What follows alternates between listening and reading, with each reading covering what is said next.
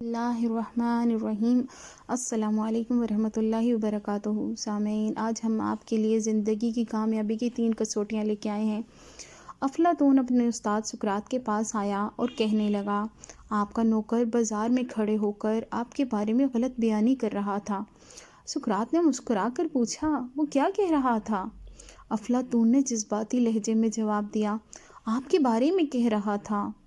اس کے کچھ بولنے سے پہلے ہی سقراط نے ہاتھ کے اشارے سے اسے خاموش کروایا اور کہا، تم یہ بات سنانے سے پہلے اسے 3 کی کسوٹی پر رکھو، اس کا تجزیہ کرو، اس کے بعد فیصلہ کرو کہ کیا تمہیں یہ بات مجھے بتانی چاہیے یا نہیں۔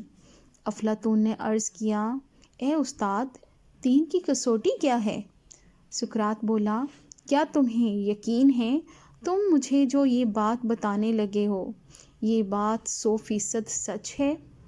افلاطون نے فوراً انکار میں سر ہلا دیا۔ سقراط نے ہنس کر پوچھا، پھر یہ بات بتانے کا تمہیں اور مجھے کیا فائدہ ہوگا؟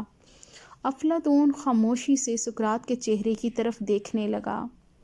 سقراط نے کہا، یہ پہلی کسوٹی تھی، اب ہم دوسری کسوٹی کی طرف آتے ہیں۔ مجھے تم جو یہ بات بتانے لگے ہو، کیا یہ اچھی بات ہے؟ افلاطون نے انکار میں سر ہلا کر جواب دیا، جی نہیں، یہ بری بات ہے۔ سقراط نے مسکرا کر کہا، کیا تم یہ سمجھتے ہو تمہیں اپنے استاد کو بری بات بتانی چاہیے؟ افلاطون نے پھر انکار میں سر ہلا دیا۔ سقراط بولا، گویا یہ بات دوسری کسوٹی پر بھی پورا نہیں اترتی۔ افلاطون خاموش رہا۔ سقراط نے ذرا سا رک کر کہا، اور آخری کسوٹی، یہ بتاؤ، یہ جو بات تم مجھے بتانے لگے ہو، کیا یہ میرے لیے فائدہ مند ہے؟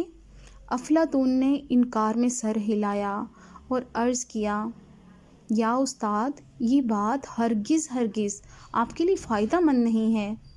سقراط نے ہنس کر کہا، اگر یہ بات میرے لیے فائدہ مند نہیں تو پھر اس کے بتانے کی کیا ضرورت ہے؟ افلاطون پریشان ہو کر دائیں بائیں دیکھنے لگا۔ سقراط نے گفتگو کے یہ 3 اصول آج سے ہزاروں سال قبل وضع کر دیے تھے۔ اس کے تمام شاگرد اس پر عمل کرتے تھے۔ وہ گفتگو سے قبل ہر بات کو 3 کی کسوٹی پر پرکھتے تھے۔ کیا یہ بات 100% درست ہے؟ کیا یہ بات اچھی ہے؟ کیا یہ بات سننے والے کے لیے مفید ہے؟ اگر وہ بات 3 کی کسوٹی پر پوری اترتی تھی تو وہ بے دھڑک بول دیتے تھے، اور اگر وہ کسی کسوٹی پر پوری نہ اترتی یا پھر اس میں کوئی ایک عنصر کم ہوتا تو وہ خاموش ہو جاتے تھے۔